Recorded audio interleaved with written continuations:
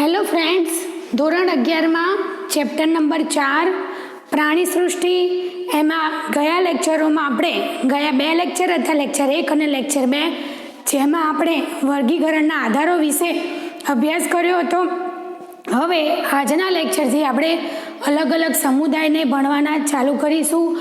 સૌ પ્રથમ સમુદાય છે સછિદ્ર, તેનાથી આપણે ચાલુ કરીએ. તો સછિદ્ર સમુદાયને આપણે વાદળીઓ તરીકે પણ ઓળખીએ છીએ.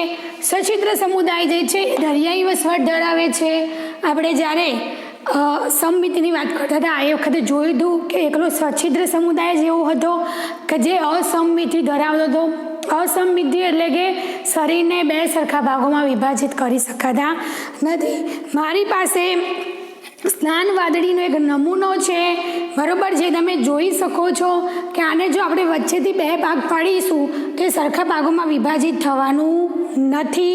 તો આપણી પાસે આ નમૂનો છે સ્નાન વાદળીનો. તમને દેખીને કોઈક સ્પંજ હોય એવું લાગે છે, એટલા માટે આપણે એને સ્પોન્જીલા તરીકે પણ ઓળખીએ છીએ, કારણ કે દેખાવમાં કોઈ સ્પંજ હોય એવું જ લાગતું હોય છે.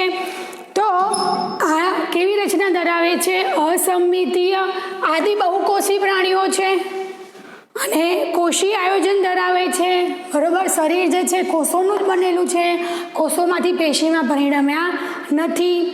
ત્યાર પછી આ સમુદાયના પ્રાણીઓની અંદર જલવહન કે નલિકા તંત્ર ધરાવે છે. પાણીનું વહન થાય એ નલિકાઓ દ્વારા વહન થાય છે, જેને આપણે જલવહન કે નલિકા તંત્ર કહીએ છીએ. પાણી શરીર દિવાલમાં રહેલા સૂક્ષ્મ છિદ્રો, હવે શરીરની દિવાલમાં તમને બતાવ્યું મેં તો નાના નાના સૂક્ષ્મ છિદ્રો આવેલા છે. તો શરીર દિવાલ પર જે સૂક્ષ્મ છિદ્રો રહેલા છે જેને આપણે ઓસ્ટિયા તરીકે બી ઓળખીએ છીએ, એના દ્વારા છિદ્રિષ્ઠ ગુહા નામની એક મધ્યસ્થ ગુહામાં પ્રવેશે છે. હવે આ જે પાણી જે છે એ શરીર દિવાલમાં કયા છિદ્રો રહેલા છે? સૂક્ષ્મ છિદ્રો. આ છિદ્રો દ્વારા છિદ્રિષ્ઠ ગુહા, એની અંદર એક ગુહા આવેલી છે જેને આપણે કઈ ગુહા કહીશું? છિદ્રિષ્ઠ ગુહા, એ નામની મધ્યસ્થ ગુહામાં પ્રવેશે છે. હવે આ જલ પ્રવાહનો જે આ માર્ગ જે છે એનું મુખ્ય કાર્ય શું છે? તો ખોરાકને એકત્રિત કરવામાં, શ્વસન વાયુઓની આપ-લે કરવામાં, નકામા પદાર્થોનો નિકાલ કરવામાં મદદરૂપ થાય છે. છિદ્રિષ્ઠ ગુહા અને નલિકા તંત્રનું જે અસ્તર હોય છે એની ઉપર આવેલું અસ્તર જે કોલર કોષોનું બનેલું હોય છે. શેનું બનેલું હોય છે? કોલર કોષોનું. એનું જે અંતઃકંકાલ જે છે એ સ્પોન્જીનના રેસાઓનું બનેલું છે. અંતઃકંકાલ એટલે શરીરની અંદર આવેલા કંકાલ એટલે હાડકું, બરોબર. એ હાડકું હોતું નથી પણ એકદમ સ્પંજ જેવું હોય છે, એટલા માટે સ્પોન્જીનના રેસાઓનું બનેલું હોય છે. હવે આ પ્રાણી કેવા છે? ઉભયલિંગી. ઉભયલિંગી એટલે કે જેમ આપણે પુષ્પોની અંદર દ્વિલિંગી વાત કરતા હતા કે જે પુષ્પમાં નર પ્રજનન તંત્ર અને માદા એટલે કે સ્ત્રી કે ચક્ર એક જ પુષ્પમાં આવે તો આપણે દ્વિલિંગી કહેવાના. એવી જ રીતે પ્રાણીઓમાં બી એવું છે કે નર પ્રજનન તંત્ર અને માદા પ્રજનન તંત્ર એટલે કે અંડકોષો અને શુક્રકોષો બંને એક જ પ્રાણીમાં આવેલા હોય તો એવા પ્રાણીઓને આપણે ઉભયલિંગી પ્રાણીઓ કહીએ છીએ. ઉભયલિંગી અને દ્વિલિંગી બંને એક જ વસ્તુ છે, પણ વનસ્પતિ માટે આપણે દ્વિલિંગી બોલીએ છીએ અને પ્રાણીઓ માટે આપણે ઉભયલિંગી બોલીએ છીએ. હવે ઘણા લોકો ઉભયલિંગી અને ઉભયજીવીમાં બહુ ભૂલો કરે છે. ઉભયજીવી એટલે કે જે જમીન અને પાણી બંનેમાં વસવાટ ધરાવે એને આપણે ઉભયજીવી કહીએ છીએ. અને ઉભયલિંગી, ઉભય એટલે તો 2 જ. ઉભયનો મીનિંગ શું થાય? 2. લિંગી એટલે કે 2 લિંગો ધરાવે અને જીવી એટલે કે 2 જગ્યાએ વસવાટ ધરાવે. એટલે આ કોઈ ભૂલ ન કરતા ઘણા વિદ્યાર્થીઓ ખૂબ જ ભૂલ કરે છે. તો ઉભયલિંગી અને ઉભયજીવી બંને શબ્દોને સારી રીતે સમજવાના. ઉભયલિંગી એટલે કે જે પ્રાણીઓની અંદર નર અંગ અને માદા અંગ બંને આવેલા હોય એને આપણે શું કહીએ છીએ? ઉભયલિંગી. લિંગ ભેદ જોવા મળતું નથી કારણ કે બંને એક જ માં આવેલા હોવાથી એની અંદર અલિંગી પ્રજનન અવખંડન દ્વારા થાય છે અને લિંગી પ્રજનન જે છે એ જન્યુઓના નિર્માણ દ્વારા થાય છે. અવખંડન એટલે શું? અગાઉ આપણે ઘણી બધી વાર ભણી ચૂક્યા છીએ કે શરીર નાના નાના ટુકડાઓમાં વિભાજિત થાય છે અને દરેક ટુકડો જે છે અથવા દરેક ખંડ જે છે એ પોતાના ખૂટતા ભાગોનું પુનઃ પુનઃ નિર્માણ કરે છે. હવે ફલન જે છે અંતઃફલન છે.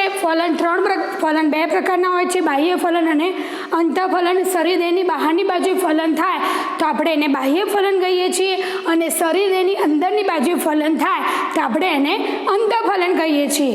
તો આ પ્રાણીઓની અંદર અંતઃફલન જોવા મળે છે. હવે વિકાસ જે છે, વિકાસ પણ બે પ્રકારના હોય છે, સીધો વિકાસ અને પરોક્ષ વિકાસ. સીધો એટલે શું? કોઈ પણ પ્રાણી એ બાળકને એટલે કે પુખ્ત પ્રાણીને જન્મ આપે, બરોબર, કોઈ અવસ્થામાંથી પસાર થાય નહીં.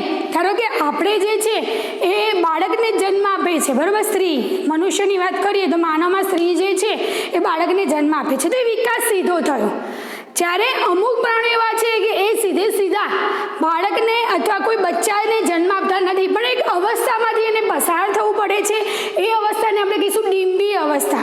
જે પ્રાણી પુખ્ત પ્રાણી જેવું હોતું નથી, અલગ આકારનું હોય છે, જેને આપણે ડિમ્બી આકાર કહીએ છીએ. આ અવસ્થા હોય છે ડિમ્બી અવસ્થા. અને ત્યારબાદ એ પછી પુખ્ત પ્રાણીમાં એટલે કે જે પ્રાણી હોય છે એ માતૃ કે પિતૃ જેવા પ્રાણી એની અંદર એ દેખાય છે. તો સીધો વિકાસ નથી જોવા મળતો, એ ડિમ્બી અવસ્થામાં ધરાવતો પરોક્ષ વિકાસ જોવા મળે છે. સીધો એટલે ડાયરેક્ટ બાળને જન્મ આપે તો આપણે એને શું કહીશું? ધારો કે કૃમિ છે તો ડાયરેક્ટ બાળ કૃમિને જન્મ આપે તો એ વિકાસ કેવો કહેવાય? સીધો. પણ એ એવું કરે કોઈ ડિમ્બ બનાવે, એ ડિમ્બમાંથી ધીમે ડિમ્બ વિકાસ પામે, અને વિકાસ પામ્યા પછી એ કૃમિ જેવું દેખાય તો એને શું કહેવાય? ત્યારે એને સીધો કહેવાય. પણ જ્યારે ડિમ્બમાંથી પસાર થઈને પછી પુખ્ત પ્રાણી જેવું બને છે એ વખતે એનો વિકાસ કેવો થઈ જાય છે? પરોક્ષ. કારણ કે પહેલા એ ડિમ્બી અવસ્થામાંથી પસાર થાય છે. તો આની અંદર ડિમ્બી અવસ્થા જોવા મળે છે. સાયકોન, એના એક્ઝામ્પલ આપણે જોઈ લઈએ. ઉદાહરણ વાદળીઓના સચિત્ર સમુદાયના, અથવા આપણે એને છિદ્રકાય બી કહીએ છીએ સમુદાય. સાયકોન, સ્પોન્જીલા અને યુસ્પોન્જીયા ત્રણેય સમુદાયના ત્રણેય પ્રાણીઓ જે છે એ સછિદ્ર સમુદાયના છે. ફરીથી એકવાર જોઈ લઈએ. સછિદ્ર સમુદાય જેને આપણે વાદળીઓ અથવા છિદ્રકાય તરીકે પણ ઓળખીએ છીએ. કેમ? કારણ કે શરીર ઉપર છિદ્ર જેવી રચના જોવા મળે છે, એટલા માટે સછિદ્ર. છિદ્રકાય શરીર છિદ્ર એટલે શરીર છિદ્રો ધરાવે છે. દરિયાઈ વસવાટ છે, અસંમિતીય છે, આદિ બહુકોષી પ્રાણીઓ છે જે કોષી આયોજન ધરાવે છે, જળવન કે નલિકા તંત્ર ધરાવે છે. પાણી શરીર દિવાલમાં રહેલા સૂક્ષ્મ છિદ્રો જેને આપણે ઓષ્ઠિયા પણ કહીએ છીએ એના દ્વારા છિદ્રિષ્ઠ ગુહા નામની મધ્યસ્થ ગુહામાં પ્રવેશે છે. જલ પ્રવાહનો આ માર્ગનું મુખ્ય કાર્ય શું છે? ખોરાકને એકત્રિત કરવામાં, શ્વસન વાયુની આપ-લે કરવામાં, નકામા પદાર્થોનો નિકાલ કરવામાં મદદરૂપ થાય છે. છિદ્રિષ્ઠ ગુહા અને નલિકા તંત્રનું જે અસ્તર જે છે એ કોલર કોષોનું બનેલું હોય છે. અંતઃકંકાલ સ્પોન્જીનના રેસાઓનું બનેલું હોય છે. ઉભયલિંગી પ્રાણી છે, લિંગ ભેદ જોવા મળતો નથી. અલિંગી પ્રજનન અખંડન દ્વારા, લિંગી પ્રજનન જન્યુઓના નિર્માણ દ્વારા ફલન જે છે અંતઃફલન થાય છે, અને વિકાસ ડિમ્બી અવસ્થામાંથી પસાર થઈ અને પરોક્ષ વિકાસ છે. ઉદાહરણ તરીકે સાયકોન, સ્પોન્જીલા અને યુસ્પોન્જીયા. હવે આપણે બીજા નંબરનો સમુદાય જે છે કોષ્ઠાંતરી અથવા આપણે એને દશમકો તરીકે પણ ઓળખીએ છીએ, એનો અભ્યાસ કરીશું. એનો વસવાટ બી જલદ છે. જલદમાં કેવો છે? દરિયાઈ વસવાટ છે. એની સમમિતિ કેવી છે? હરીએ કોઈ પણ ભાગે આપણે એને સરખા ભાગોમાં, કોઈ પણ લંબધરીથી સરખા ભાગોમાં આપણે વિભાજિત કરી શકીએ છીએ. દ્વિગર્ભસ્તરીય રચના જોવા મળે છે. બે ગર્ભસ્તરો આવેલા હોય છે, બાહ્ય ગર્ભસ્તર અને અંતઃગર્ભસ્તર. પેશી સ્તરીય આયોજન ધરાવે છે. શરીર જે છે પેશીઓનું બનેલું હોય છે. શરીર પર સૂત્રાંગો ઉદ્ભવે છે જે આધાર સાથે જકડાઈ રહેવા માટે જકડાઈ રહે છે અને ભક્ષકને પકડવા માટે ઉપયોગી હોય છે. તેઓ મધ્યમાં એક છેડેથી ખુલતા અધોમુખ, શેના દ્વારા? અધોમુખ સાથે આંતર પરિવહન ગુહા અથવા કોષ્ઠાંતર ગુહા ધરાવે છે. અંતઃકંકાલની વાત કરીએ તો અંતઃકંકાલ કેલ્શિયમ કાર્બોનેટનું બનેલું છે. ઉદાહરણ તરીકે પરવાળામાં, બરોબર. હવે કોષ્ટાંતીય સમુદાયના પ્રાણીઓ જે છે બે પ્રકારની રચના ધરાવે છે, પુષ્પક અને છત્રક. નામ પરથી જ ખબર પડે, પુષ્પક હશે પુષ્પ જેવું હશે અને જે છત્રક હશે છત્રી આકારનું હશે. તો પુષ્પક જે છે એ સ્થાયી અને નળાકાર સ્વરૂપ જે છે, એક્ઝામ્પલ તરીકે હાઇડ્રા અને સમુદ્ર ફૂલ. અને બીજું છે છત્રક, જે કેવા આકારનું હોય છે, છત્રી આકારનું અને મુક્ત રીતે તરતું સ્વરૂપ છે. સ્થાયી સ્વરૂપ છે, એક જ જગ્યાએ સ્થાયી રહે છે. જ્યારે જેલીફિશ લગભગ બધાએ જોયેલી હશે, બરોબર. આપણી બુક જે છે એની અંદર પણ તમે જોઈ શકો છો કે આ જે છે એ જેલીફિશ છે અને આ જે છે એ પરવાળા છે. આ જે જેલીફિશ આ જેલીફિશ છે, બરોબર. અને આ જે છે એ સમુદ્ર ફૂલ છે, જે તમને ફૂલ જેવી રચના જોવા મળે છે. અને જે જેલીફિશ જે છે એમાં છત્રક જેવી રચના જોવા મળે છે. તો તેમાં એકાંતર જનન જોવા મળે છે, એટલે કે પુષ્પકો દ્વારા અલિંગી રીતે છત્રકોની ઉત્પત્તિ અને છત્રકો દ્વારા લિંગી રીતે કોની ઉત્પત્તિ, પુષ્પકોની ઉત્પત્તિ. એક્ઝામ્પલ તરીકે ઓબેલિયામાં એના ઉદાહરણ આપણે જોઈએ તો ફિરંગી, મનવાર, સમુદ્ર ફૂલ, પેન્નાટુલા, કોર્ગોનિયા અને મિન્ડ્રીના, બરોબર. કોષ્ટાંતીય સમુદાય ફરીથી આપણે એકવાર જોઈ લઈએ, જેને આપણે દશંકો તરીકે પણ ઓળખીએ છીએ. જેનો વસવાટ કેવો છે, જલજ દરિયાઈ વસવાટ ધરાવે છે, સમમિતિમાં અરીય સમમિતિ ધરાવે છે, દ્વિગર્ભ સ્તરીય છે અને પેશી સ્તરીય આયોજન ધરાવે છે. શરીર પર તમે હાઇડ્રા જોયું હશે, આપણે માઇક્રોસ્કોપમાં બી આને જોઈ શકીએ છીએ હાઇડ્રાને. એ હું બતાવીશ સ્લાઇડ તમે આવશો ત્યારે. તો શરીર પર સૂત્રાંગ ઉદ્ભવે છે, જે આધાર સાથે જકડાઈને રહેવા અને ભક્ષકને પકડવા માટે ઉપયોગી છે. તેઓ મધ્યમાં એક છેડેથી ખુલતા અધોમુખ સાથેની આંતરપરિવેન ગુહા અથવા કોષ્ટાંત્ર ગુહા ધરાવે છે. અંતઃકંકાલ જે છે એ કેલ્શિયમ કાર્બોનેટનું બનેલું હોય છે. ઉદાહરણ તરીકે પરવાળા બે પ્રકારની રચના ધરાવે છે, પુષ્પક અને છત્રક. પુષ્પક રચના જે છે એ સ્થાયી હોય છે અને એનું સ્વરૂપ એટલે આકાર નળાકાર હોય છે. એક્ઝામ્પલ તરીકે હાઇડ્રા અને સમુદ્ર ફૂલ, જેમાં પુષ્પક રચના જોવા મળે છે. છત્રક રચના જે છે એ છત્રી આકારની હોય છે અને મુક્ત રીતે તરતું સ્વરૂપ જોવા મળે છે. જેલીફિશ બધાએ જો જોયું હોય તો એક્ઝામ્પલ તરીકે જેલીફિશ, તેમાં એકાંતર જનન જોવા મળે છે. એકાંતર જનન એટલે આપણે કોને કહેતા હતા વનસ્પતિ સૃષ્ટિમાં કે જન્યુજનક અવસ્થા અને બીજાણુજનક અવસ્થા એકાંતરે થાય. તો આમાં પુષ્પકો અને છત્રક એ એકાંતરે થાય છે, એટલા માટે આપણે એને એકાંતર જનન કહીએ છીએ. પુષ્પકો દ્વારા અલિંગી રીતે ઉત્પન્ન થાય છે છત્રકોની ઉત્પત્તિ અને છત્રકો દ્વારા લિંગી રીતે પુષ્પકોની ઉત્પત્તિ થાય છે. એક્ઝામ્પલ તરીકે ઓબેલિયા. એના બીજા એક્ઝામ્પલ જોઈએ તો ફિરંગી, મનવાર, સમુદ્ર ફૂલ, પેન્નાટુલા, ગોર્ગેનિયા અને મિન્ડ્રીના. તો આ બે આપણે સમુદાય જોયા છે, તમારે તૈયાર કરવાના છે. હવે પછીનો જે સમુદાય જે છે કંકતધરા, એનો આપણે અભ્યાસ કરીએ, બરોબર. તમે આ એકવાર જોઈ લો.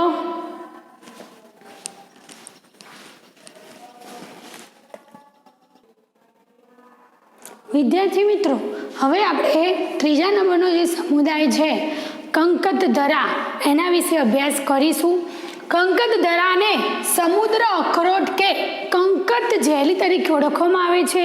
તમે બુકની અંદર જ્યારે જોશો ત્યારે ખ્યાલ આવશે કે ગોળાકાર સ્વરૂપ જે છે અખરોટ જેવું દેખાય છે, એટલા માટે આપણે સમુદ્ર અખરોટ તરીકે પણ એને ઓળખીએ છીએ. હવે કંકતધરાનો જે વસવાટ જે છે એ સંપૂર્ણ દરિયાઈ છે, અરીય સમમિતિ ધરાવે છે, દ્વિગર્ભ સ્તરીય રચના ધરાવે છે અને પેશી સ્તરીય આયોજન ધરાવે છે.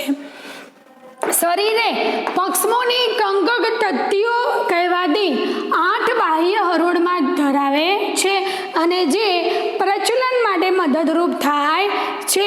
પાચનની વાત કરીએ તો પાચન બહિર્કોષીય, કોષની બહાર પાચન થાય તો આપણે બહિર્કોષીય પાચન કહીશું અને કોષની અંદર પાચન થાય તો આપણે એને અંતઃકોષીય પાચન કહીશું. જૈવિક પ્રદીપ્યતા, હવે એની અંદર જૈવિક પ્રદીપ્યતા એટલે શું? તો સજીવનો પ્રકાશિત થવાનો જે ગુણધર્મ જે છે એ દર્શાવે છે. લિંગ ભેદ એની અંદર જોવા મળતો નથી, ફક્ત લિંગી પ્રજનન જ કરે છે. ફલન એ શરીરની બાહ્ય બાજુ થાય છે, એટલા માટે બાહ્ય સ્વરૂપે થાય છે, બાહ્ય ફલન થાય છે. અને વિકાસ પરોક્ષ એટલે પહેલાં ડિમ્બ અવસ્થામાં પસાર થાય છે અને ત્યારબાદ એનો વિકાસ થાય છે. એટલે વિકાસ કેવો છે? પરોક્ષ છે. પ્લુરોબ્રેકિયા અને ટીનોપ્લેના એ એના એક્ઝામ્પલ છે. ફરીથી જોઈ લઈએ. કંકતધરા. કંકતધરા એ સમુદ્ર અખરોટ છે, જેને કંકત જેલી તરીકે બી ઓળખવામાં આવે છે. જે સંપૂર્ણ દરિયાઈ વસવાટ ધરાવે છે. એની સમમિતિ અર્ય સમમિતિ છે, દ્વિગર્ભસ્તરી પ્રાણી છે અને પેશીસ્તરી આયોજન ધરાવે છે. શરીર જે છે એ પક્ષમોની કંકત તકતીઓ કહેવાતી 8 બાહ્ય હરોળ ધરાવે છે, જેને પ્રચલનમાં મદદરૂપ થાય છે. પાચન જે છે એ બહિર્કોષીય અને અંતઃકોષીય પાચન થાય છે. જૈવિક પ્રદીપ્યતા એ એનો મુખ્ય ગુણધર્મ છે. જે સજીવ પ્રકાશિતતાનો ગુણધર્મ, થોડું પ્રકાશિત થાય એવી રીતે સજીવ દેખાય છે. બરોબર. લિંગ ભેદ જોવા મળતો નથી, ફક્ત લિંગી પ્રજનન થાય છે. ફલન બાહ્ય અને વિકાસ જે છે એ પરોક્ષ રીતે હોય છે. પ્લુરોબ્રેકિયા અને ટીનોપ્લેના એના એક્ઝામ્પલ છે. હવે ચોથો સમુદાય જેને આપણે કહીશું પૃથુકૃમિ. પૃથુકૃમિ પૃષ્ઠ વક્ષ બાજુએ, પૃષ્ઠ એટલે પાછળ, વક્ષ એટલે આગળ, બંને બાજુએ ચપટા હોય છે, એટલા માટે આપણે એને ચપટા કૃમિ તરીકે ઓળખીએ છીએ. આ પ્રકારના કૃમિ જે છે એ અંતઃ પરોપજીવીઓ છે, શરીરની અંદરની બાજુએ પોતાનું જીવન ગુજારે છે. બરોબર. યકૃત કૃમિ છે તો એ પૃથુકૃમિનું જ એક્ઝામ્પલ છે, જે આપણે યકૃતની અંદર જીવે છે. લીવર ફંગ. મનુષ્ય સહિતના અન્ય પ્રાણીઓમાં જોવા મળતા કેવા છે?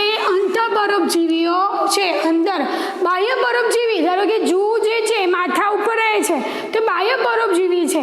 જ્યારે આપણા શરીરના અંદર કરમિયા હોય, યકૃત કૃમિ હોય, એ બધા કેવા કહેવાય? અંતઃ પરોપજીવી, કારણ કે શરીરની અંદર એ વસવાટ ધરાવે છે, એનું જીવન ગુજારે છે. એની સંમિતિની વાત કરીશું તો દ્વિપાર્શ્વ સંમિતિ ધરાવે છે. ત્રિગર્ભસ્તરીય પ્રાણીઓ છે, દેહકોષ નથી ધરાવતા, એટલા માટે અદેહકોષ્ઠી છે. અને આયોજન અંગ સ્તરીય આયોજન ધરાવે છે. એના ઉપર અંકુશો અને ચૂસકો આવેલા છે. અંકુશો અને ચૂસકોનું મુખ્ય કાર્ય શું છે? યજમાનની સપાટી ઉપર રહી અને એમાંથી પોષક દ્રવ્યોનું શોષણ કરે છે. અંકુશો અને ચૂસકો આવેલા હોય છે. આ અંકુશો અને ચૂસકોનું મુખ્ય કાર્ય શું છે? તો સપાટી દ્વારા યજમાનના શરીરમાંથી સીધા જ પોષક દ્રવ્યોનું શોષણ કરે છે. હવે એની અંદર આશ્રુતિના નિયમન અને ઉત્સર્જન માટે જ્યોતકોષો આવેલા હોય છે. આશ્રુતિનું નિયમન અને ઉત્સર્જનની ક્રિયા માટે જ્યોતકોષો આવેલા હોય છે. લિંગ ભેદ એમાં પણ જોવા મળતો નથી. ફલન અંદરની બાજુએ થાય છે, એટલે અંતઃફલન. વિકાસ પરોક્ષ રીતે હોય છે. પ્લેનેરિયા જે છે એનું એક એક્ઝામ્પલ, એ પ્લેનેરિયામાં પુનઃસર્જનની ક્ષમતા, આપણે હમણાં જ વાત કરી, અવખંડન થાય, શરીરના નાના ટુકડામાં વિભાજિત થાય તો દરેક ખંડ પોતાના ખૂટતા ભાગોનું પુનઃનિર્માણ કરે છે. તો એ ક્રિયાને આપણે શું કહીશું? પુનઃસર્જનની ક્ષમતા ધરાવે છે. એના એક્ઝામ્પલ જોઈ લઈએ તો પટ્ટીકૃમિ અને યકૃત કૃમિ. મારી પાસે યકૃત કૃમિનો નમૂનો છે, જે હું તમને બતાવું છું, તે જરા જોઈ લેજો. આ યકૃત કૃમિ છે કે જે આપણા યકૃતની અંદર વસવાટ ધરાવે છે. બરાબર. ફરીથી એકવાર જોઈ લઈએ. મનુષ્ય સહિત અન્ય પ્રાણીઓમાં જોવા મળતા અંતઃ પરોપજીવી છે, જેને આપણે ચપટા કૃમિ બી કહીએ છીએ. કેમ ચપટા કૃમિ? કારણ કે પૃષ્ઠ વક્ષ બાજુએ ચપટા હોય છે. એની સમમિતિ દ્વિપાર્શ્વ સમમિતિ ધરાવે છે, ત્રિગર્ભસ્તરીય આયોજન ધરાવે છે, અદેહકોષ્ઠી છે અને અંગ સ્તરીય આયોજન ધરાવે છે. એની અંદર અંકુશો અને ચૂસકો આવેલા હોય છે. અંકુશો અને ચૂસકોનું મુખ્ય કાર્ય શું છે? તો યજમાન. યજમાન એટલે શું? આપણા શરીરની અંદર વસવાટ કરતા હોય તો આપણે યજમાન કહેવાઈએ. આપણા શરીરની અંદર યકૃતમાં જો યકૃત કૃમિ આવેલા હોય તો આપણે એના યજમાન છીએ. તે શું કરે છે? યકૃત કૃમિ, પટ્ટી કૃમિ, બરાબર, બધા જ પૃથુકૃમિ સમુદાયના કૃમિ જે છે એ શું કરે છે? તો અંકુશો અને ચૂસકો દ્વારા યજમાનની સપાટી પરથી સીધા જ પોષક દ્રવ્યોનું શોષણ કરે છે. એમાં આશ્રુતિ નિયમન અને ઉત્સર્જનની ક્રિયા માટે ખાસ પ્રકારના કોષો આવેલા છે, જેને આપણે જ્યોત કોષો તરીકે ઓળખીએ છીએ. એમાં લિંગ ભેદ જોવા મળતો નથી. ફલન અંદરની બાજુએ થાય છે, એટલા માટે અંતઃફલન અને વિકાસ પરોક્ષ થાય છે. પ્લેનેરિયા એક એવું છે કે જેની અંદર પુનઃસર્જનની ક્ષમતા ધરાવે છે. એના એક્ઝામ્પલ જોઈ લઈએ, પટ્ટી કૃમિ અને યકૃત કૃમિ. તો આજનું લેક્ચર આપણે પૂરું કરીએ છીએ. આજના લેક્ચરમાં ચાલેલ 4 સમુદાય, સૌ પ્રથમ આપણે સછિદ્રદ્વય જોયું, ત્યારબાદ કોષ્ટાંત્રી, કંકતધરા અને પૃથુકૃમિ, 4 સમુદાય આપણે જોયા. તો 4 સમુદાય તમારે તૈયાર કરી, લખી અને ફોટા પાડીને મોકલવાના છે. આજનું લેક્ચર આપણે અહીંયા પૂરું કરીએ છીએ. બીજા સમુદાય આપણે બીજા લેક્ચરોમાં જોઈશું. Thank you.